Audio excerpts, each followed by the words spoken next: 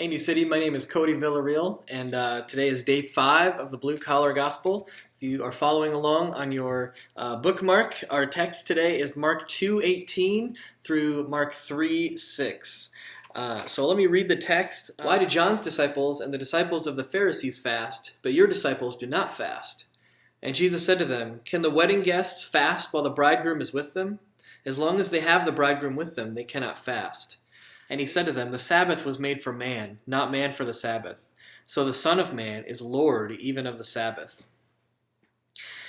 Again he entered the synagogue, and a man was there with a withered hand. And they watched Jesus to see whether he would heal him on the Sabbath, so that they might accuse him. And he said to the man with the withered hand, Come here.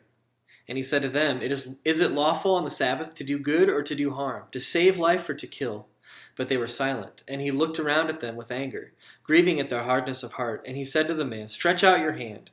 He stretched it out, and his hand was restored.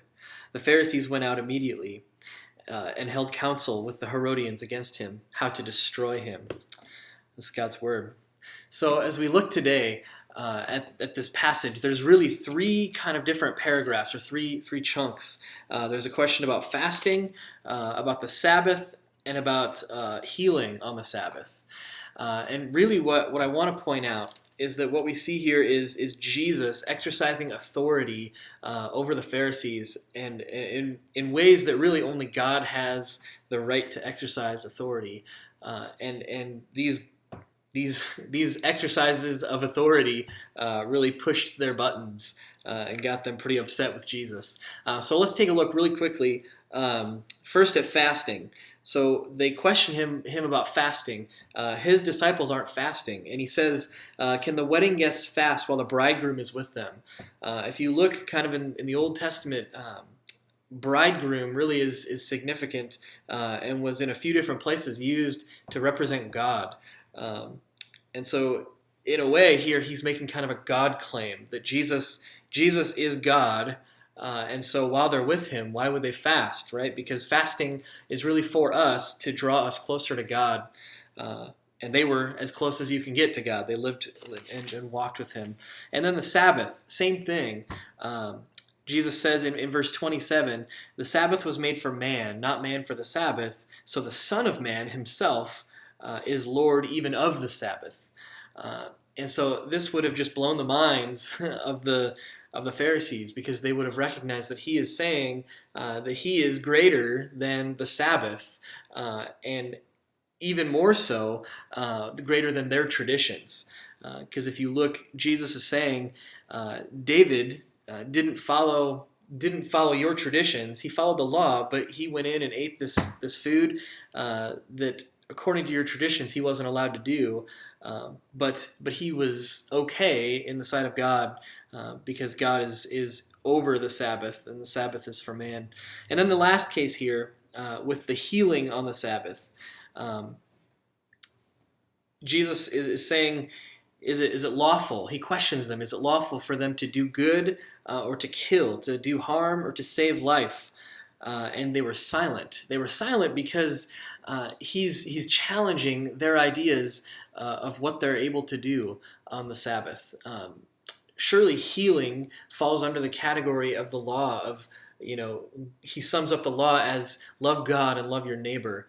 And so, of course, yes, we would heal someone. We would love that person enough to heal them on the Sabbath. And that would be in accordance with the law. But yet the Pharisees had taken the law because that was kind of their authority. That was where they had dominion.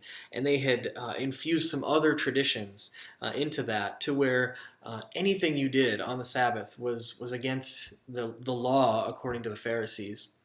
And so Jesus is just challenging this. We see why, I titled this week's devotion Hot Button Items, right? Jesus is really pushing their buttons. They were the authority on all things spiritual. Jesus is kind of hitting them right where it hurts the most. So what do we take from this? How do we apply this? The Pharisees, they had authority over religious practice, and Jesus challenged them to submit to him right where they were. So what is it for you? What do you have authority over that Jesus is challenging you to give him the authority? Is it your family? Maybe someone's moving away. Is it your health? You're suffering an illness, and you need to trust Jesus in that. Is it your job, or another environment where you have control, and Jesus is asking you to give control over to him? Is it your bank account? He's asking you to be generous. Is it your relationships? He's asking you to love selflessly. Is it that pet sin that you want to keep around, but he wants you to eliminate from your life?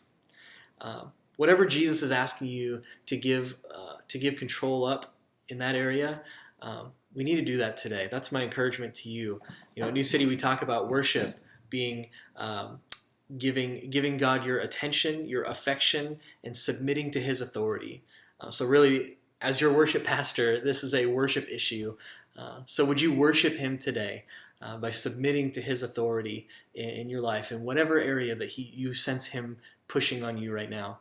Have a great day. Congratulations for completing week 1 of the Blue Collar Gospel, and we'll see you on Sunday and then Monday with more Blue Collar Gospel. Have a good day.